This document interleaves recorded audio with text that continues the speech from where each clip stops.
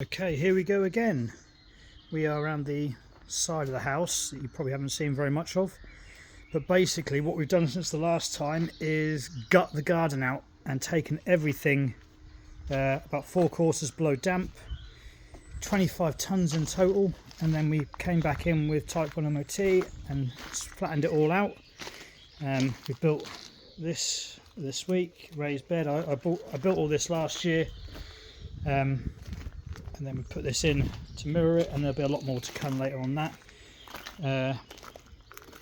My labourer friend who's been helping out has done loads of concrete work and stuff like that. So this is the foundations for a raised brick bed, and we've had to protect this wisteria, which is now in full bloom.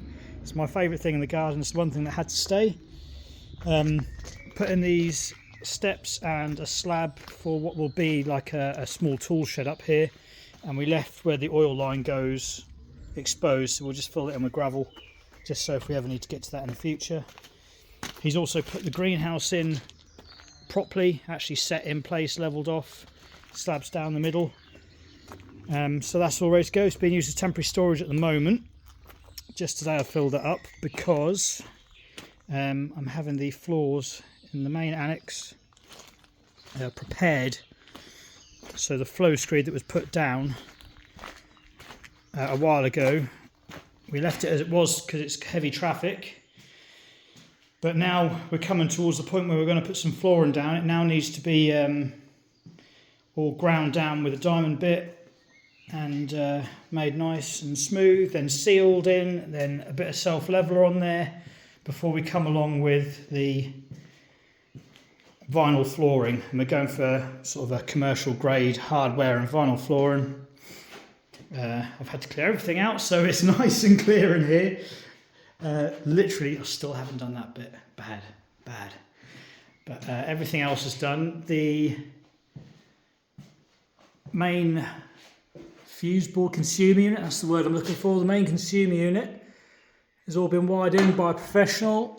Lad I went to school with, Roy, came round, had a catch up, and he's inspected all the first fix I've done. He's happy with all of that, and he's put in the consumer unit, and we put in the back here the tails, meter tails, and brought them through ready to be connected. So all I need to do now is call the electricity board and get them to come out and connect that. They were supposed to come out and put an isolator in anyway, but they haven't because the guy who came wasn't 3-phase trained.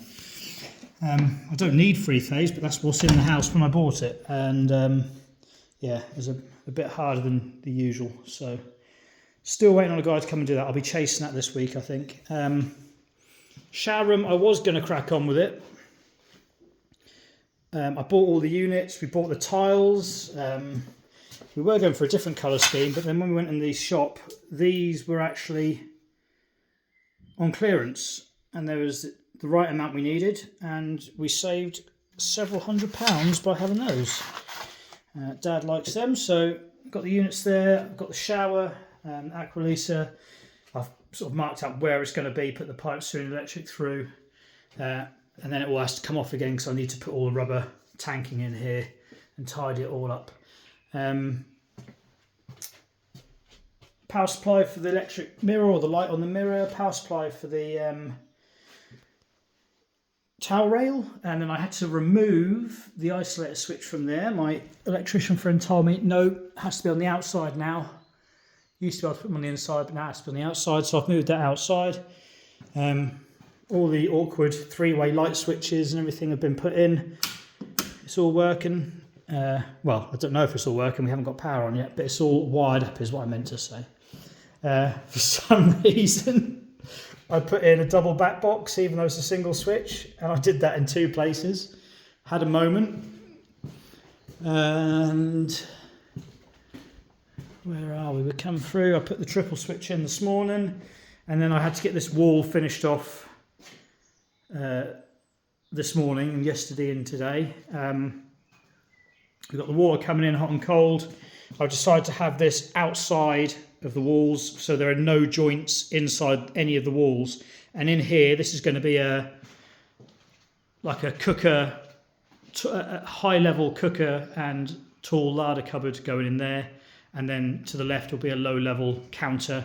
So that's the main cooker connection. That'll be the switch for the cooker, that'll be the switch for the hob, that's the main hob connection. And down there we've got cold water supply to the shower, and what I'm going to do is have these two come down the wall and then go across, throw in a T there on the cold, come around the corner, and then here that will be the sink, so that I can just terminate here with the hot and cold and then run back the other way with the waste, and I've got to go through the wall with the waste, but I'll cut all that afterwards. There is nothing below here that can't be, there's no obstructions, there's no cables, so I can just go straight through with the cutter when I've decided where I want that to be. I think, as I said before, there'll be a half height stud wall put in here that will form the sort of like the edge of the kitchen, and then we've got all this space for the lounge area. We've got this manhole that still needs to be filled in. Hi Luna, you right? Manhole cover still needs to be filled in with some cement, ready to be put to finished floor level with everything else, but that's all to come. So yeah, the big thing right now is getting this all ready, cleared out. I've spent all day clearing out everything, all my tools, all the little bits and bobs laying around in here, so that we've got nothing at all. Here's Bailey as well. Nothing at all in the way for when the guy comes on Monday. And they've been helping me, as you can tell.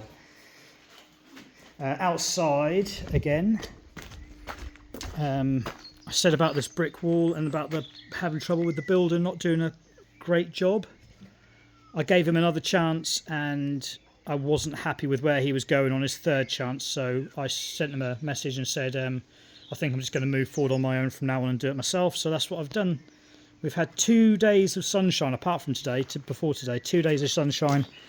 So that's what I've done in 2 days, and it's actually level, it's actually on gauge, and it's actually upright as well. So I know it's not the best brickwork, but I am not a professional. But my dad, who was a professional, has come around and said, good enough. So there we go. Really happy with that. Is there anything else out here to talk about? Probably not.